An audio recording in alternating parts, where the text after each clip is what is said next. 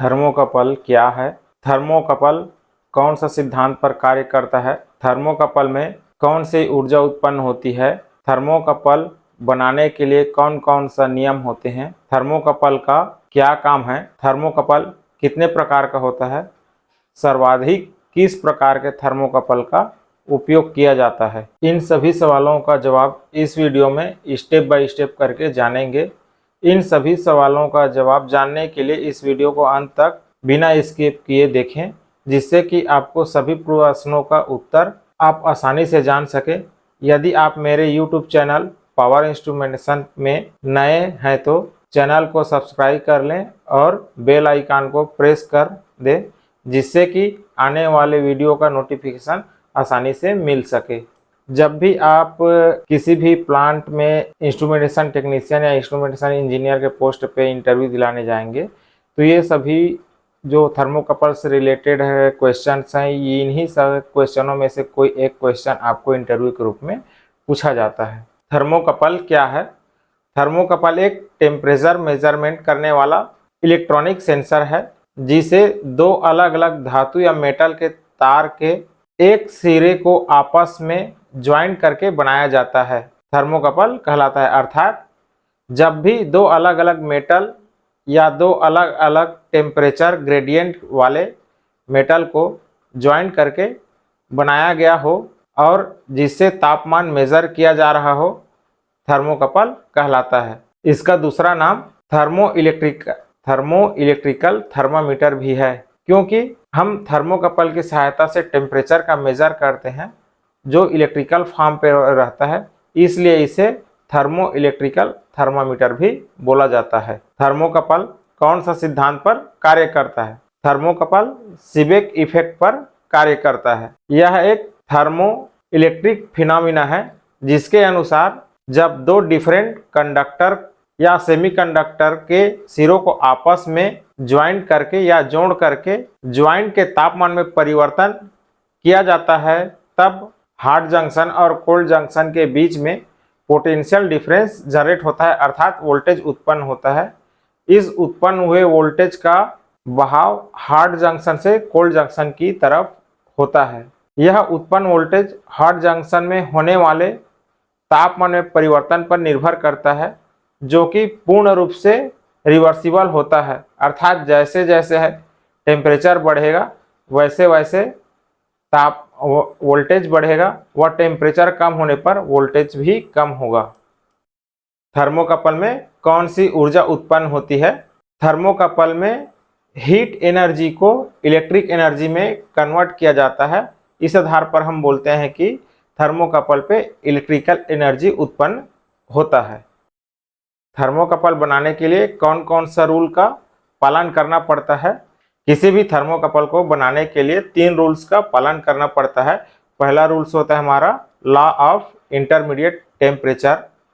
दूसरा, जिसे हम संगामी धातु का नियम या लॉ ऑफ होमोजीनस मेटल। तीसरा होता है मध्यवर्ती तापमान का नियम, जिसे हम the rule of intermediate metal के नाम से जानते हैं। सबसे पहले हम देखते हैं लॉ ऑफ इंटरमीडिएट टेम्परेचर।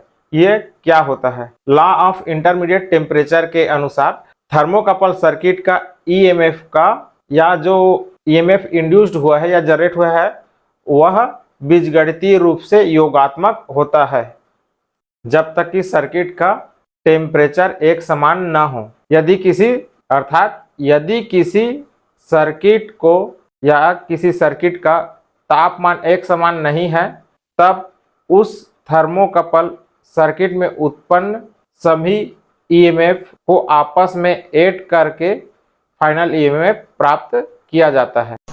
मान लेते हैं कि हमारे सर्किट में एक थर्मोकपल लगा है, थर्मोकपल 1, जिसका ईएमएफ 1 है और जो टेम्परेचर T1 और T2 के बीच में लगा है, और एक दूसरा हमारा थर्मोकपल लगा हुआ है जो टेम्परेचर T2 और T3 के बीच में लगा हुआ है, और T3 और T3 के बीच में हमारा थर्मोकपल 2 लगा है जिसका ईएमएफ 2 है, और हमारा टेम्परेचर थर्मोकपल 3 लगा है जिसका ईएमएफ 3 है, जो T3 और T4 टेम्परेचर के बीच में लगा है। तो इन सभी टेम्परेचरों को मिला करके अगर हम देखेंगे टेम्परेचर 1 और टेम्परेचर 4 के बीच में हम किस प्रकार से हमारा थर्मोकपल 1 और थर्मोकपल 3 के बीच में टेम्परेचर मिलेगा, तो उसे हम कैसे मेजर करेंगे। तो जो हमारा टेम्परेचर जो 1 है और टेम्परेचर 4 के बीच में मिलेगा, वो जो फाइनल हम EMF हमको मिलेगा वो EMF 1, EMF 2 और EMF 3 को ऐड करके मिलेगा। दूसरा होता है हमारा संगामी धातु का नियम, जिसे हम लॉ ऑफ होमोजीनस मेटल के नाम से जानते हैं। इस नियम के अनुसार थर्मोकपल में EMF तब तक उत्पन्न नहीं हो सकता जब तक कि उस सर्किट में कोई भी दो अलग अलग धातु या मेटल उपयोग नहीं किया गया हो, अर्थात दो समान धातु को ज्वाइन करके EMF उत्पन्न नहीं किया जा सकता है। EMF उत्पन्न करने के लिए हमें दो अलग अलग धातु को ही ज्वाइन करना पड़ेगा। मध्यमवर्ती धातु का नियम, या जिसे हम रूल ऑफ इंटरमीडिएट मेटल के नाम से जानते हैं।